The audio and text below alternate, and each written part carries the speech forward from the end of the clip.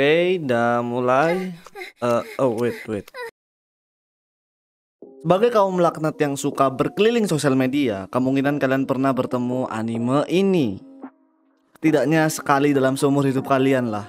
Ya masa harus aku jelasin juga ini tuh anime apa gitu kan? Intinya ini anime goib berjudul Overflow, yang dulu ini sempat ramai dibicarakan banyak orang. Nah aku ini kepo kan, kenapa anime ini bisa ramai? Makanya aku tanyakan di tab community YouTube-nya TMM. Dan langsung aja kita lihat alasannya para netizen kenapa nonton anime ini. Karena Overflow membuat saya sadar bahwa nafsu dan cinta itu berbeda. Mungkin sebagian episode mengarah ke hubungan persaudaraan yang kurang sehat. Namun saya sekarang bisa tahu kalau dari sudut pandang birahi dan cinta itu perlakuannya beda jauh. 8/10 untuk anime yang satu ini. Kalau aku pribadi sih nggak nangkep sampai sana ya. Tapi kalau kita lihat penjelasannya si Awan Biru ini, namanya Awan Biru sih, berarti Overflow ini memberikan sebuah gambaran bagaimana sebuah hubungan berjalan dengan perlakuan yang berbeda. Yang satu dengan cinta, yang satu dengan nafsu. Di balik sebuah kisah sesat gitu ya, ada pesan tersiratnya juga gitu kan. Karena bisa dibilang ini tuh permasalahan hubungan anak zaman now gitu. Apalagi para ciwi-ciwi gitu kan ya. Makanya biar gak dimainin cowok, nonton Overflow. Waduh, ini poinnya banyak banget nih.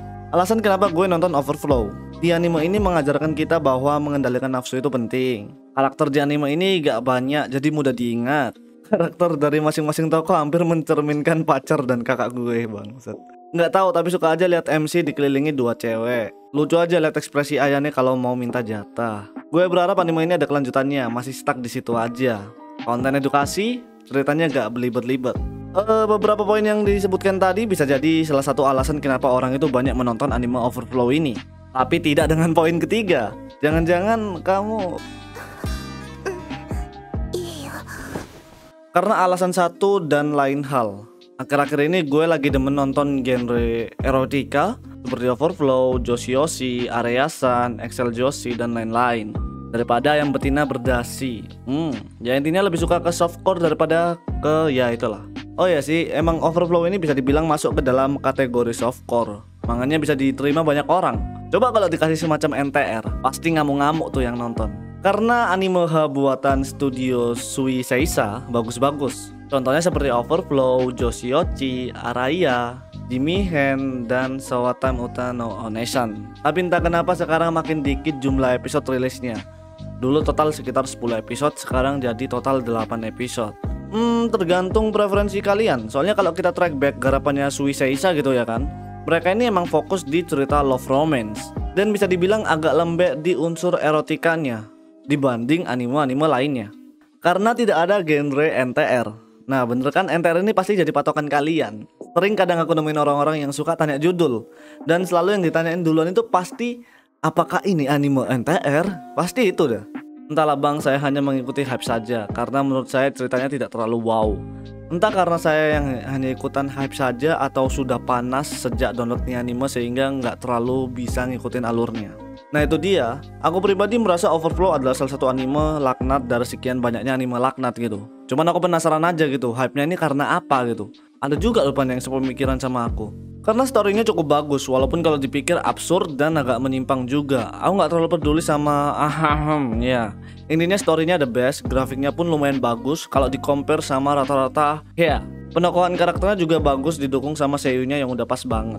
Ya dan selanjutnya pasti banyak. Banyak yang bilang storynya bagus. Mungkin aku pribadi aja mungkin yang gak dapet feel-nya gitu ya. Tapi emang garis bawahi aja gitu, kalau cerita semacam ini bukan berarti gak bisa punya plot cerita yang bagus. Tak ada alasan khusus, aku menontonnya karena ada karakter Imoto yang bahenol sama animenya yang cukup wholesome. Kalau ini sih pasti gitu ya, semua power anime hentong pasti di bagian sini gitu powernya. Tapi emang bener, kalau aku lihat sekilas, ceritanya cukup wholesome karena visual yang berbeda dari anime yang lainnya. Waifunya cakep-cakep semua, jadi kalau ada yang orang belum nonton bakal ketipu dan ngira anime biasa. Oh ya, Sui Seisa ini emang gitu kalau buat cover, jadi semacam anime biasa. Jadi sering banget orang itu ketipu dan ngerasa kalau anime semacam Overflow ini dianggap anime ongoing musiman kayak series pada umumnya gitu.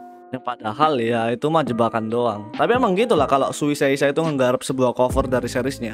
Karena Nini, yang nggak tahu Nini itu apa, tonton aja animenya. Lanjutannya nggak lah. Tapi karena anime itu membuat saya sadar kalau sebenarnya dunia itu sangat rumit. Dari sini gitu ya, dari sekian banyaknya komentar gitu, Banyak juga yang menanggapi pesan maksud dari cerita Overflow. Dan ini jarang aja loh orang mau fokus sampai ke sana.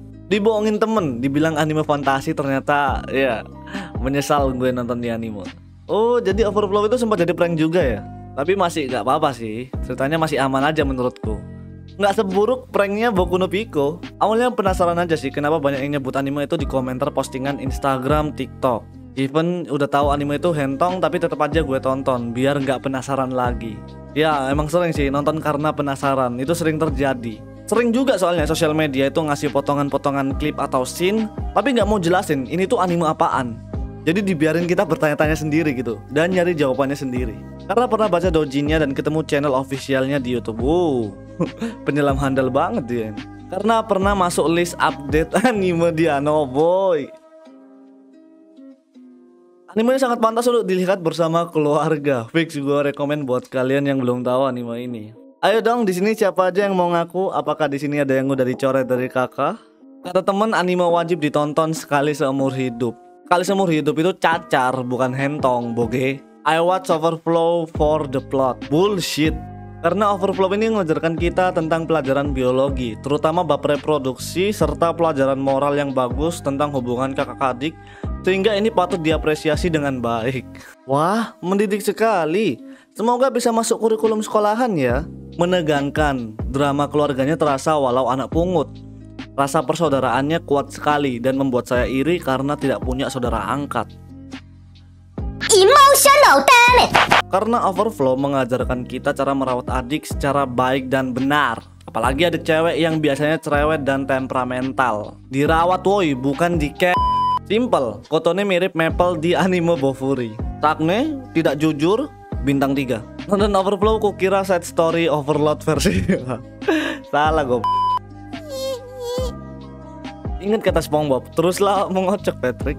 Karena mengendarai adik akan membuat kita selamat. Wow, swag.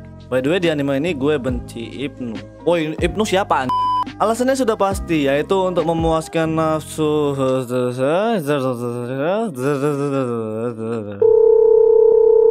Halo tante, anaknya birahi sama kartun.